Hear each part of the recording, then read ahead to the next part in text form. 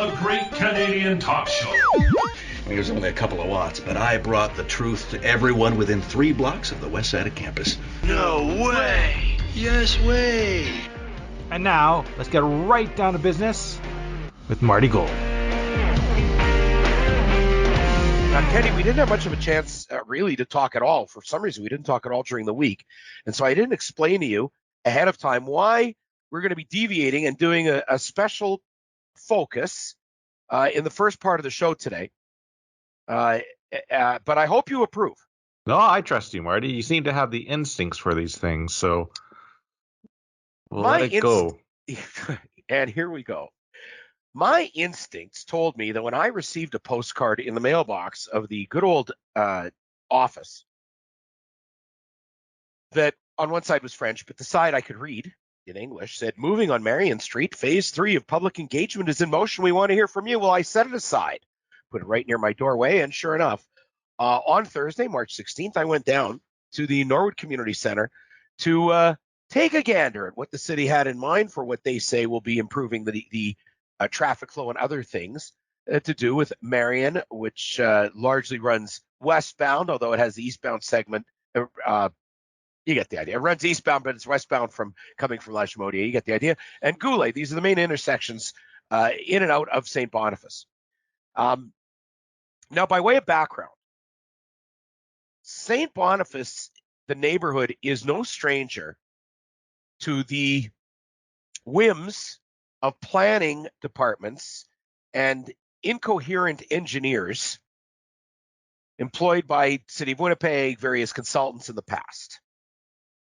I bring your attention to Happyland Park, and when we were on Shaw TV with City Circus. Almost alone in Winnipeg media covering what's gone on with the Marion Street overpass, otherwise known as the Marion Street Freeway project. And people have asked in the course of my coverage of what has gone on there, the fact that there are 500 homes in that neighborhood around Marion and Archibald that received no notices whatsoever, felt very cut out of the process by which a plan was evolved that would supposedly solve the traffic problem, but would bring many, many, many more trucks down the roadways and eliminate almost every single area business. So it would be, paved over into a parking lot. I guess, if traffic isn't moving right at rush hour or something. Single-handedly, our media platform forced the city to pay attention to what they were trying to get away with, what certain elements are trying to get away with when it came to the area around Archibald and Marion. It's easy for people who are getting paid with your tax dollars, because the consultants get paid with your tax dollars and the city staff get paid with your tax dollars. It's easy for them to cook up schemes like, let's put together a plan to expropriate 140 properties and wall in an entire neighborhood at the southwest corner of Archibald and Marion, so that there would only be one way in and one way out onto Archibald, and only one roadway that would connect you to that street that would take you out. Just wall in the entire neighborhood, put in a sound barrier, let the trucks fly through, take up half of Happyland Park, destroy businesses, destroy homes. Well, amazingly enough, after I helped organize the first community meeting and the residents organized themselves and applied their knowledge, their know-how, their comprehension of their own neighborhood, did their own surveys, boy, the city of Winnipeg, Councilor Matt Allard, who thought this was great because somewhere in there was going to be a bike lane, and he finally had a tuck tail and go, I can't justify spending $500 million on this. But plenty of money was spent on the front end of all that, the designs, the public, the meetings at City Hall, the incompetent consultants that were hired. Well, accordingly, knowing the city of Winnipeg has a lack of sensitivity to the St. Boniface neighborhood, and having been around here for about 13 years, my office, going back to our Kick FM days, located here in St. Boniface, where I am occasionally referred to as the town Jew, but there's about 4 or 5 of us in this traditionally French Catholic community. Off I go on Thursday, barely recovered from my trip to Saskatchewan, which is another story. Go down to the community center, and I guess this is sort of like an open letter. Here's how I'll present it. an open letter to my dear friend, Councilor Janice Lukes. Janice, now being the chair of Public Works and with an intense interest in all these kinds of things, whether it's bike lanes, public consultation, and as some people have said, they may not like her, but she's better than a lot of the rest of the councillors. So go figure. It's pretty good. It's pretty good. She's not garbage. No. Oh, no. She stood up to Bowman. She called him out for what he was, destructive. I understand what she's done by trying to align herself with Gillingham. She has certain, she herself personally has policy objectives and goals that aren't necessarily the same as ours, but she's at least trying to go about these things in a respectable way. Yeah. And she does care that the public gets good delivery for its tax dollar, at least most of the time. Now, what is this postcard purport that was put in mailboxes inviting the community? Based on what we heard about design options in Phase 2, we created a proposed design that would improve traffic flow and road safety, enhance neighborhood vibrance and livability, add new active transportation infrastructure. Please join us for an in-person event. So off I went. Now, it was far less intense than the open houses involving Happyland Park. And what was then it was what I deemed the Marion Freeway, which then drove City Hall crazy, the apparatchiks at City Hall, to call something that it was, even if it didn't meet the dictionary definition, because it was going to be a freeway. Because that's exactly, they're going to take out the lights in Archibald and force traffic that was trying to go to East Kildona to go through that other little neighborhood and then make a blind turnaround, 60-kilometer-an-hour traffic coming up Archibald, and you're supposed to turn off Kavanaugh, turn left, gauging the traffic going northbound, coming down Archibald towards Watt, and gauging the traffic coming around the bushing. They're crazy. They don't stand on the corners and really look at what they're talking about when they start saying, oh, we should add some of this here and some trees there and, an active transportation path over there. They don't pay attention to these things. But this was less intense than Happyland Park. I grant you that. Generally, the staff was very pleasant. But they clearly could not grasp the neighborhood, despite claiming they had stood there. Oh, yes, I counted cars on that corner. The biggest idea, there's various intersection changes, some of which are, sort of mechanical in terms of traffic flow, like to add an added yield lane, a turning lane for traffic going eastbound to go south on Lagamodiere to go towards Windsor Park, for instance. Things like that with the increase in traffic and certain other changes makes some sense. Adding some greenery around that, again, the neighborhood, the Marion Freeway would have destroyed the Holden neighborhood. They're actually trying to put some money back into it. So I hadn't thought it until just now. I guess we shamed them so bad in 2015 or whenever it was about the Marion Freeway that they're now trying to make it up to those people stuck in an area that's been. Remember we reported, Kenny, how the playground had been left in complete disarray for years. Oh yeah. So now some of the changes are like that. Curb changes. Dugald, they want to make a change on Dawson Road. Dawson Road coming from Dugald, which I'll get to in a moment. But the focus of this is on what they call the Couplet. And that's the tuning fork of Marion and Goulet when it gets to Youville. When it gets to Youville, if you're going towards downtown or going past Youville. Anyways, the streets are twinned, right? One going east, one going westbound. So the focus on that, and the focus is largely on the neighborhood that everybody, when you say Marion and Goulet, people don't really identify with the industrial part. They identify it with the St. Boniface part, right? Mm-hmm. Kenny, you're familiar with this. Oh, yeah. They want to put bike lanes on Marion and on Goulet. And this would, of course, entail losing a parking lane and then putting in bump outs and all these other ideas, okay? Now, the bike lanes and some of these other so-called improvements, they entail lost parking. It says right on the billboard, one of the placards, there'll be a change in parking. But when you ask, and Janice, listen to me, please, because I was there. I'm hoping I'm doing a public service by doing this in many respects, not just for the listeners in terms of people in the community of St. Boniface more generally, but for you city councilors and yourself as well, so you know just what's going on. Because you can't be everywhere all the time, and believe me, I understand that. But I wonder what the look would have been on your face, Janice Lukes, when I said, "Oh, how many parking spots are being lost?" And no one could give me an answer. Was written down anywhere? Was listed on any of the boards? wasn't on the map, the logistical map on the long table. That must mean that they're not going to be losing any parking spots at all, Marty. Oh, they most certainly will. What? No one. It's just me asking. I mean, these are very smart residents. The ones that came from the Happyland Park neighborhood, they're already very, very suspicious of what the city's up to, because they see this as, they're going to come back at them after they finish screwing around with what I would call this neighborhood, the St. Boniface Hospital neighborhood. Now, there's already a bike accommodation on Eugenie, where our old friend from Kick FM and the guy who taught me the consulting business, Bob Axford, he owned a house on Eugenie at the corner of Kenny. That's now an MMF-funded sixplex given new life on that lot.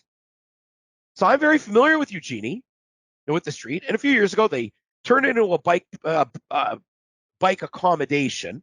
I don't know what they call it, because they call it a greenway, because I don't see how it's actually, I guess they call it a greenway, but it's not really green any more than the street already was. And they put in some traffic dots that are not just hated, but used as drug drops, as Axford himself eyewitnessed.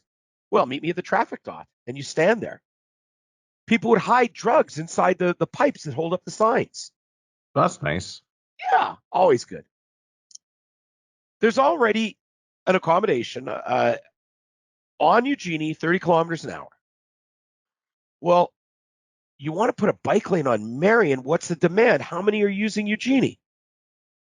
No data. So I can't tell us how many parking spots are going to be lost to accommodate an unknown number of bikers that they think should be going down Marion and down Goulet. In this case, really focused on Marion. Now, there are a few things that they could tell us, because there are a number of people, and when I walked in, there's about 6 placards up on easels, and then a long table with a schematic drawn out on it.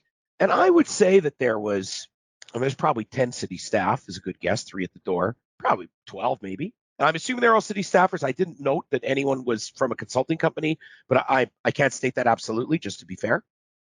And I'd say there was 60, 70 people, probably 100 people. That a lot of these people don't see the sense in bike lanes. They don't understand the loss of parking for the businesses and services in the neighborhood, where they've lost a lot of businesses and services, including over the last few years. So one question was asked, who's asking for this? Well, the city doesn't want to admit it's the bike lobby. So they say, oh, it's the biz. The biz wants this. Was there anybody from the biz here to explain why they want this? No. Ooh, that's handy. Now, let's compare what people were being told. Make it easier for people with bicycles, and a few pedestrian sort of kind of maybe improvements, and adding some paths in areas that are a little more remote down Marion where they're a little, as I said, the Holden neighborhood, a few things like that. And the Uville intersection that comes out a sort of kitty corner of the Marion, and they want to put in a half light there. That's where the bend is, the curve is, coming back again from Archibald, from the Lagamodiere side east, going towards downtown. You make that turn there, and it was designed. It's sharp, and it's designed for 30, and they want to straighten it out a bit, like change the curve a bit, move where the bus stops. I mean, it looks reasonable, and that way people can go through the corner at 40 instead of 30. Things like that. There might be a quibble one way or the other, but you could see why there's some common sense behind the intention. What else behind the intention of these changes? Well, on the day before the event, on March 15th, the FP, as in Free Press, Community Review East, formerly like the Herald and the Lance and stuff like that, a story by the very efficient Simon Fuller. I fault Simon not a bit on this. He gets quotes from the area councillor Matt Allard, who I did not see at that open house. Matt Allard said one of the main goals of the project is to address issues such as livability and traffic flow, to make the area more accessible and safer for residents and visitors. Well, you see, accessible and safer have different meanings to people like Matt Allard than they do to people that actually live in this part of the neighborhood. More accommodating to more accessible and safer for residents and visitors, and more accommodating to their chosen modes of transport, unless they drive a car, while also not losing sight of Winnipeg's climate action plan and its objectives.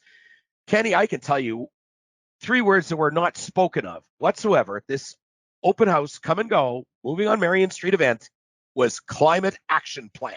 But the bike lane, they must have synergy together. No Bike mention. lanes, climate action plan. Whether you're walking or cycling, there needs to be safe places for you to go on Marion and Archibald. And I remember like 5-7 years ago, this guy couldn't have cared less about how safe the corner of Marion and Archibald was actually going to be. We want to revitalize the street, make it safer and more efficient, meaning Marion and the urban part of St. Boniface. Yeah.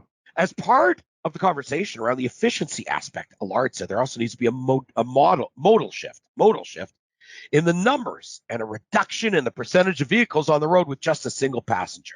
Let me tell you what else was not uttered once at that open house. Reducing single passenger vehicles.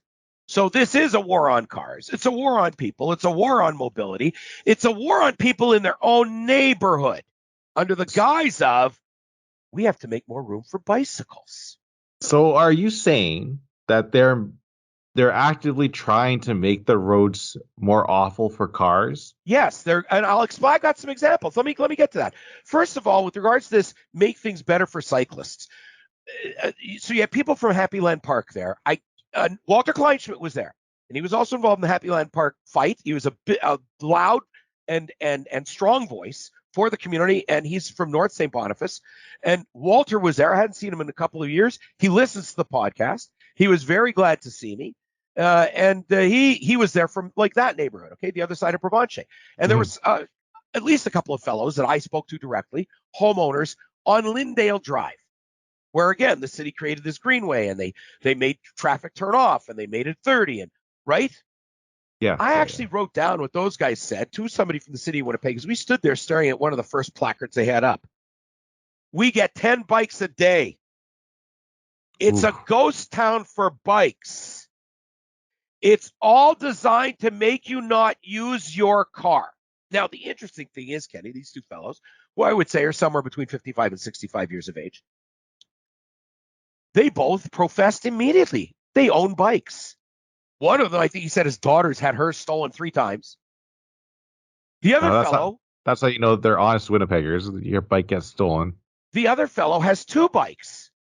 One, I guess a nice one for travel. He loves cycling, but could care less about doing it on Lyndale Drive and taking away the mobility of people going through that, who live in the neighborhood, people who want to admire that part of the neighborhood, which is scenic. Yeah. He has a second bike. Do you know why, Kenny? Just in case his other one gets stolen? No, just in case when he goes to Safeway with the crappy bike, that one gets stolen. Because he doesn't want the good bike to get stolen. True story.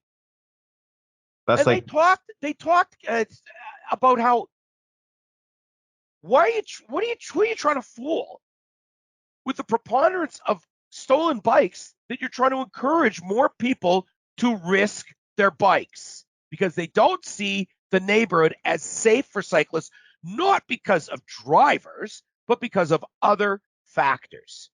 Meanwhile, on Lyndale Drive, I mentioned this, Kenny, and then we'll get back to the examples I was going to cite. Yeah. Meanwhile, on Lyndale Drive, they just, was it Thursday night, Ken, that they revoked the overnight parking ban on snow routes? I think so, yeah. This fellow has a daughter, I'm assuming, she's university age. Some people came over to visit her. They didn't think, nobody thought twice, right? 2 a.m, 3 a.m. They're going to, not drink, not have had a cocktail or whatever they had. They get up in the morning, their vehicles were towed. This is like around March the 6th or 7th or something. No snowfall overnight, no nothing. Towed. Now, what message does that send people? And this was absolute. This extension was garbage. It was absolute. It was scavenging for dollars that these university students had their vehicles towed when there's really, how do you expect people to even know that it had been changed this year and didn't expire at the end of February? That is just it's gross. It's a gross way to treat people. They couldn't give it a warning ticket. They had to be towed because we have to keep the towing companies in business because they might have to pay back half or a third of what they ripped the city up for in the first place. And are they even going to give them the right amount of a penalty on the ticket, right? We know that people have been writing the tickets inappropriately. So now let's talk about some of the on the ground aspect. Now, they're very careful to say that this isn't funded and it's just it's a plan. They're making a plan for a plan. They're planning for a plan, but people in St. Boniface already smell that the plan's been made. Okay. And you can tell when you go online to do their little survey for this, and when you fill it out especially when you fill it out on paper, as a number of us did, and you could just see how rigged this is. There's no opting out. There's no arguing with these ideas. There's no nuance whatsoever to the ability to respond until a few comments towards the end. There's no admission where the influences come from in the city policy, or that in fact, this is one of the things that they said was, well, this kind of thing is being done all over the city. And people are looking at it going, I don't care what you're doing in other parts of the city. We care about our unique neighborhood of St. Boniface. And I wish Councilor Allard had been there to see that. Now, these maps, the new bike lane idea, that's like, I think it was a colored like yellow strip, okay, that they add. So there's different colors on these maps, and on the schematic on the long table, there's one of the difficulties here is nothing's labeled, so you can't be sure what business is where at which intersection. As you stare at it, it's small print, it's faint. It would be helpful to have some paste ups of no frills here and the Marion Hotel there, just so people could, when they're staring at this, have a better sense of what it is they're looking at. The landmarks, I guess, is the term I was struggling for. They have a map with no labels on it. That's useless. They were having people put sticky notes on everything with their comments, which was good, because they said outright, well, that way we can't say we weren't told. Now, I don't know if they were taking pictures afterwards or whatever. And there were a lot of comments. There's certainly people that are in favor of more bike infrastructure, whatever. But again, this is being advanced. This is being advanced in a very uneven manner. There is a fair way I can put it to Councilor Lukes. Why, I asked, is Traverse between Goulet and Marion a different color than Kenny is between Goulet and Marion, Kenny the street? Why is that? Because the gray, I think it was gray, means that there's going to be a change on the street. Oh, okay. Well, what's the change? Bike lanes. Well, wait a second. You want to put a bike lane on Marion, a bike lane on Goulet. What? Yeah. So this yellow on the curb lane, so you're going to take out the parking and put in a curb lane. Why? Oh, well, because active transportation, blah, blah, blah, blah, blah, blah, blah, blah. Well, I'll get back to that. Because, Kenny, did you not, we talked earlier. Yeah. Loss of parking? There's a loss of parking right there. And not just any parking. Now, I say, well, how come Traverse South, like there's no bike lane leading to this? All of a sudden, there's two little bike lanes. Where's this coming from? Why is it? Oh, no, there's no room south of Traverse. We don't have room for a bike lane. I don't think they have room for a bike lane on Marion. This is a very frustrating place to drive already. Now, to show you how, as I said, some of these ideas are sensible and there's some structural changes. They want to change some, and the recreational additions are probably acceptable to some extent. They themselves have no clue about why things are the way they are. And they have no clue what the impact is of some of the ideas that they're floating here. And they're seeking public approval. They aren't coming forward with this saying, we want you to tell us that what you don't like. This is always, tell us what you like. What about this? What about that? Right? They're trying to reel people in, get some buy-in, so that frankly, the councilor's phone doesn't ring off the hook. Is this new bike lane A, fantastic, B, terrific, or C, wonderful? Right. Yes, exactly. That's what's going on. Now, when you're coming from Dugald Road, you're coming through the industrial part of St. Boniface, off of Mission, I guess it was, and you come up and you're going up towards, and it's industrial. I think there's some oil companies there or whatever. And you come up Dawson Road towards Marion. And if you keep going up Dawson Road, it goes up and it bends and gives you Lagamodiere, right around the Symington Yards. You're familiar with that, Kenny? Yeah. Like an industrial cut through. Oh, And yeah. there's all sorts of construction going on there. Now, there's a funnel lane coming up so that Dawson becomes like a fork. And 2 lanes veer to the left to go straight up, either straight up Dawson or to turn left to go onto Marion, eastbound to Lagamodiere that way for whatever. Oh, doesn't matter why. Okay. There's this funnel lane that forks off. That's like a chute. And when you get to Marion, there's a yield sign. This is beside Bennett Printing. And then you would turn, take that yield, and veer to the right. They want to eliminate it. I'm looking at this map. And it's like, well, we're going to eliminate that. Well, why? Oh, because it creates conflict. What do you mean it creates conflict? Well, it creates it's a point we're eliminating points of conflict. Now, there's a young couple standing beside me who I guess were from the Holden neighborhood or something, which is nearby, and a couple of other people. And I look at this young person, clearly wet behind the ears, and I say, do you know why that is there? No. If you don't know why it's there, why do you want to get rid of it? Well, again, we're trying to eliminate points of conflict. No. Let me tell you what that lane is for. What kind of traffic, Kenny, comes down Dawson Road? I was just about to say oversized loads. Bingo. Big trucks. And so their idea is to take off this funnel lane that eases, because at Dawson and Marion, it is not a 90-degree angle. It's angle to the left. Yeah.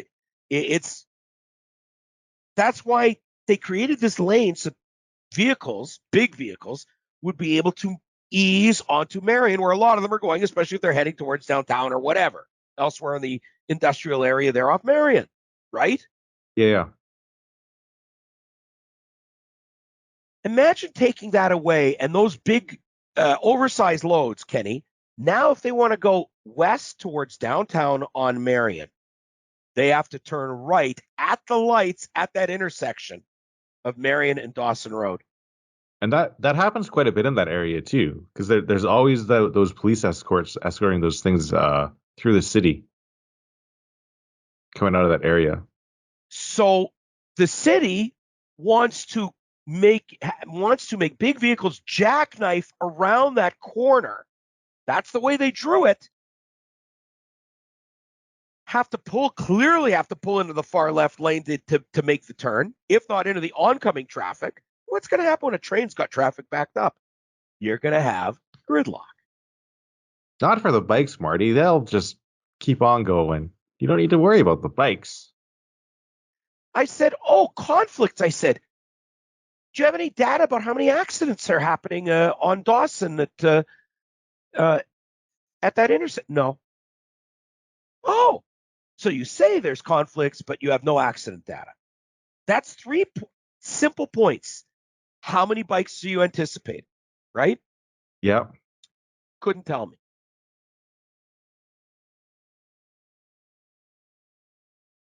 How many parking spots being lost? Couldn't tell me. How many accidents would justify you creating an intersection that's arguably more dangerous than letting traffic just come up that lane and be shuttled over on that side, right? Yeah. And then ease in. But it creates conflicts. No accident data. Who needs facts? City of Winnipeg doesn't. They pay people to start drawing up plans with no facts backing them, or facts they don't want the public to know. More bikes, less faxes. That's what, or less. Yes, less more facts. bikes, less facts. Yes. Yeah. Conflicts. So we see that on Lyndale Drive, firsthand. What's a conflict? Traffic conflict? Yeah, where Is that like where there isn't a light controlling traffic and somebody's coming out into oncoming traffic from a side street. That's a conflict point to these geniuses. But that's not all. Everything's controlled though. All the intersections are controlled. Sorry. Well, they all have stop signs. Some have yields. Yeah. None of them are blind corners. No. No. make up plans that make no sense, then try to slip it past people at a meeting. And the people of St. Boniface are very skeptical about a lot of things because of the experience with Happyland Park. Not only is that not gone away, this meeting, sorry to say, Janice Lukes, probably made it for a number of people worse. Sorry to tell you. Now, it's not that the staff wasn't nice, okay? And it's not like every idea was terrible. But let's get to a couple of these genius parts here. Remember, the excuse is, oh, the biz wants this. There's nobody from the biz to explain this. And the biz also, I'm going to explain, has to be accountable to the neighborhood. Oh, one other, actually, I'll fit this in at this next point. I decide, now that I've seen this stuff, I should investigate with some good old-fashioned gumshoeing, as we used to say in the reporting business. And so I head off to the proposed bike lane area between Marion and Goulet on Traverse. And I take a few steps and decide I'm going to ask a little bit. And I go into one of the affected businesses. I'm not going to say which yet, because the owner is going to be contacting me. But this business, the day manager, who's been there since day one with that business, many years at that corner, the day manager came out to talk with me. I said, hey, there's a meeting at City Hall, and your property was being discussed. This location was being discussed. I just want to find out what you guys know about it. The day manager's been there for over 10 years and happens to know people I know, as it turns out, because she recognized me from actually posting wrestling shows. Never heard a word about it. She doesn't think the owner's heard about it either. She's going to be getting the owner to get a hold of me. That's possible. The owner knows. Possible the owner's all good with it. But let me tell you what the day manager said. Take away our parking. What? Where are people? Huh? I went into another business on that corner, and they've directed me. They did not want to talk at all. And they directed me to the point to, call this number. I got the runaround. I'll be talking with the vice president of that company in the next couple of days. I have their email address. All I want to know is, were the businesses affected by this idea where you go to the public, say, hey, we want to put a bike lane here and here. Now you get 20 people with bicycles, 40 people with bikes. Oh, that's a great idea. Well, that kind of puts the businesses behind the eight ball when they weren't told in the first place, doesn't it? That sounds fair. I seem to remember a bike lane was postponed on McDermott for a year because none of the businesses were told in advance of the idea. The good old days. It's still the good old days for some in the city of Winnipeg. So now I found one business that absolutely positively you'd think the owner would have told the day manager, hey, there's this idea. Now, not only are they proposing the bike lanes there, which cost parking. How much parking, you ask, Kenny? How much is parking, Marty? How many parking spots? There's about 5. There's a back lane intersecting, and the back lane leads down a Safeway and goes in behind the doggy daycare and in behind a bank. Okay. Yeah. So there's about 4 or 5 cars that can park in the first stretch, then the back lane, another 4 or 5 in the other side. So you're telling me you got to put in a bike lane because people can't be trusted to safely traverse a maximum of, because they're only going up past one side of the street, a maximum of 10 parked cars. And they can't be trusted. You got to just take out that parking. Well, clearly, when the city puts forward plans, without thinking for a minute, this is really, even putting a proviso on one of the boards, this would take parking away from the bank that serves 80% of the customers are senior citizens over the age of 70, and the doggy daycare where everybody's walking their dog in. Every client has a dog. Let's take the parking away, and not just on Kenny. This proposal to modify Marion takes away parking on Marion with these little bump outs. So instead of being able to be in the curb lane and turn left in front of the Scotiabank, they want to force all that traffic out of the curb lane and create more gridlock. On Goulet, the same thing. Why do you want to put the bump out there? Oh, well, that's parking. Nobody parks in front of T-Mac, you morons. People go to T-Mac, the repair shop, they park on the lot. That lane is open. People can drive in, and then they turn right and go down Kenny. That's another thing. This plan to throttle traffic and parking on Kenny, because on Traverse rather. I said, well, what effect are any of these plans going to have on the neighborhood? Not Marion, not Goulet. Let's keep going north on the neighborhood north of Goulet. How's it going to affect the traffic flow? We don't know. Have you done a traffic study? No. But how do you know this isn't going to cause problems in that neighborhood? They don't care. You know why? Because somebody gets their bike lanes. Imagine that. You're going to change access and egress into a neighborhood, and all around a neighborhood, and not think, because they always worry about traffic going on Eugenie, which is why they limited it to 30, right? And traffic going on these other streets south of Marion. But north of Goulet, the area around the hospital, they don't give two shits. And you wonder why nobody trusts City Hall. And you wonder why nobody trusts Councilor Matt Allard when it comes to stuff like this. So when people hear, the resident association's in favor of it, well, guess what?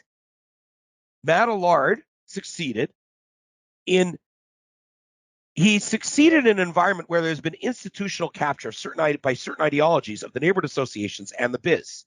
That's plainly apparent. It's been known for some time. And you need neighborhood associations to get along. When they're a little too tight, when people start gifting bicycles to the area councilor and other such things, this creates an environment of absolute influence and favoritism.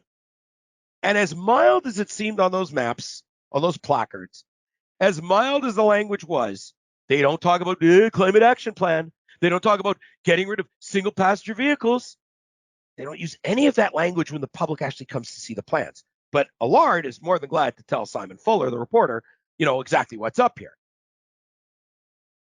He should have been there on his own 2 feet telling people, hey, climate action plan, and then he would have been told to shove it up his ass. Nobody's bicycling on Lyndale, and guess what? I then go today. I think, I'm going to go past Eugenie, the current bike lane, just to look what it looks like this time of the winter, early-ish spring, right? There's a fellow, as you'll see in the cover photo for this episode. The guy's got a shovel, a pick, and an axe, and he is trying to unclog Lake Eugenie, formed by the ice dam because the city, for 2 consecutive snowfalls, did not properly clear that corner. So here's a citizen on a Sunday afternoon with a shovel, and I just hit the brakes like, what? A shovel, an ice pick, and an axe with a red handle. That axe is for protection, though. Could be actually. Interesting you mentioned that. Hey, can I talk to you? I pull over, I talk to them, and another neighbor comes over. The neighbor's an avid cyclist. He goes, why would they want a bike lane on Goulet and Marion? Why aren't they telling people to come here? Because he lives on Eugenie. He wants to see more cyclists on Eugenie to justify it. The other fellow doing the work of public works, where they've called 911 and the last 2 times they haven't come, okay? Guess what? This guy's a retiree. Guess where he worked? The city of Winnipeg. Kenny, guess what department he worked for? Probably maintenance. Did you say public works? Yeah, public works, maintenance. Sure. There you go. Ding, ding, ding. We have a win there.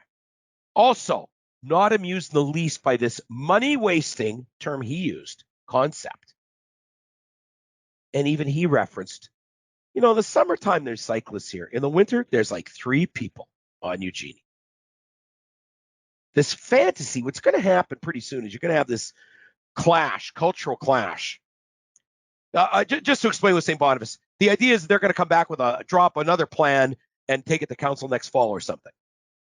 By then, I assure you, I'll have talked with every business that I can identify as being affected by losing parking. And let them know how many spots are supposedly going to be lost if the city can ever get off its ass enough to give me one.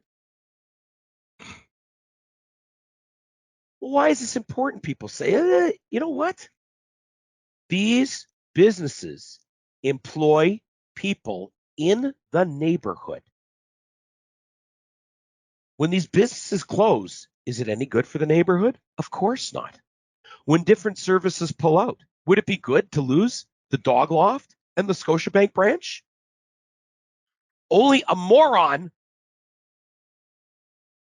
No, you must be a really smart person to take a paycheck and put together a design to put in front of the public that takes away parking in front of a bank that serves senior citizens, of which there's on Goulet and Marion catering to seniors, exclusively seniors, and take away parking for people that are bringing their dogs to and from a care facility. But you don't live in the neighborhood. You don't have to think about, what's this going to do to the quality of life in the neighborhood for people that aren't riding their bicycle? So I guess in a way that's what this show is about, right? Not everybody rides a bike. Even the people that ride a bike don't like what the city tries to do, ramming through bike lanes where they don't make sense. I just figured everyone rode their bike all the time. Aren't you riding a bike right now? No. Now, you mentioned safety. I want to get to this. We'll talk about crime and other things, but another remark that was made at the open house was the city's sure spending a lot of money on this kind of nonsense. And again, some of the changes to curbs, a few of the alignments, trying to fix Uville with a half light. That's reasonable. That's fair to put in front of the public. Putting stuff that's the product of a biased process and influences and influence peddling is not. The TD Bank in the what used to be called the Dominion Center, probably still is, because originally there was a Dominion store there. So that's the Subway, the McDonald's, the Shoppers Drug Mart, the Domo Gas. Right. Which technically is a Goulet. I think those are technically Goulet addresses. I think some of them. I think so, yeah. Strangely, some other Goulet addresses. Anyways, they've closed the vestibule. They had a walk-in ATM, but now it's outdoors. Like a walk up, like walking up to a car drive-through at except this isn't a drive-through. Yeah, yeah. I feel safer not now, said someone sarcastically. I stumbled across. That was mentioned specifically by somebody that they can't even keep an ATM safe. The Scotiabank had closed. I don't know if they're open overnight now, but they closed at one point. They were closed after like 5 o'clock. Yeah. And had to have a security guard. So here at TD Center, you can get your money, but you're in the wide open in front of the green door and the green paint. It's brightly painted, which I guess is good. It's highly visible. The problem is highly visible. The stories online about this, nothing like walking in that with piss everywhere. Better that they keep it closed. Or, said someone else, walking into people exposing themselves and people sleeping in there. I don't know how many times, for one person, I walked away because I saw someone sleeping there. I smelled piss because they are basically trying to live there. Yeah, that is a huge problem with those ATM places. Here's another fellow, who said, my thoughts exactly, told 2 males to take a hike who were harassing a young woman for money while she was withdrawing cash last week around 12 p.m. And I think by 12 p.m. he means noon. If anything is probably safer this way, you won't be stepping over people to get to the machine and no one can try and trap you in that little money closet that was there. Yeah, like I don't know why it's not common sense that they don't let people stay there. Well, because when the pendulum is swung to the hug-a-thug mentality and to the this notion that civil disorder and social disorder should be tolerated in the name of letting people conduct themselves in an undignified way in public space, because it creates how many jobs does this create at these various agencies that are repeatedly. Some do good work, but a lot of them have big budgets and aren't solving homelessness and aren't solving. Again, does anybody think a safe injection site is going to solve this? Not this. Well, but this is easily solved by. We're going to talk about safe injection sites this week. We'll do that next week. So St. Boniface says safety problems, safety issues, including whether your bike's going to be stolen. When they see the city of Winnipeg engage in these kinds of exercises, they found to some extent manipulative, and certainly not being able to know. It's inexcusable that there wasn't a chart there. We anticipate 20 to 30 parking spots may be lost. Right where the proposal for the other bike lane between to connect Marion and Goulet. That's like 12 spots. 12. Wait, 5, 10, 15. That's like 20 spots right there. Wait a second. Let's get somebody. About 25. That's 20. That's easily, even if they're big vehicles, that's easily 4, 8, 12, 6, easily 16 spots, Kenny. Oh yeah, 100%. Just there. Well, this is why, as we swing towards the break, this is why we're here for you. There was no other reporters there. Nobody else is going to tell you the straight goods. Nobody else is going to clue in Councilor Lukes just how her city departments aren't performing on the ground. I'm glad to do it. I know Janice will take notes. I know she herself will get me the answer. How many parking spots are anticipated of being lost by the proposals that are on that map? We'll see if maybe Matt Allard starts to care a little bit more about the St. Boniface neighborhood. And this kind of thing goes on in all sorts of neighborhoods, and the kind of thing that both on 92.9 Kick FM and on City Circus on Shaw TV that we have specialized in with the Great Canadian Talk Show with citizen journalism. And so if this probably took me 2 hours, 3, 4, 5, right, the time today. So I probably put about 6 hours into this. And if you've derived knowledge, entertainment, enjoyment, or gotten you riled up a little bit at City Hall, always a good thing. That's why we ask for your support, whether it's by advertising, donations, or other means, to keep this enterprise going, to keep me and Kenny on the roads and on the streets. Kenny, I understand you took a bus this week? Yeah, I took a bus for the first time in years. Well, we're going to hear about that right after the break. Little pitcheroo coming up during the break. And again, no Trudeau here, no government money, no YouTube money. We're not monetized that way.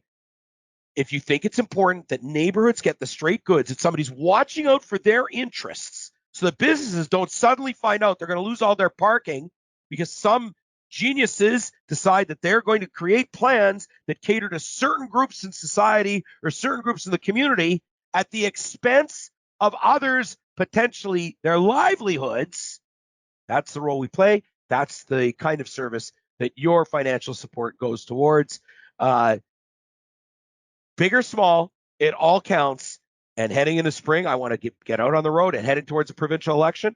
I want to get back on the road. I want to be able to go to more events like this, talk with. Amazing what you learn when you actually go to talk with people at work and on the streets, and how different it is from what you hear from the mainstream media, from the kinds of interviews that they go where they seek the echo chamber, they seek reconfirmation of the desired narrative.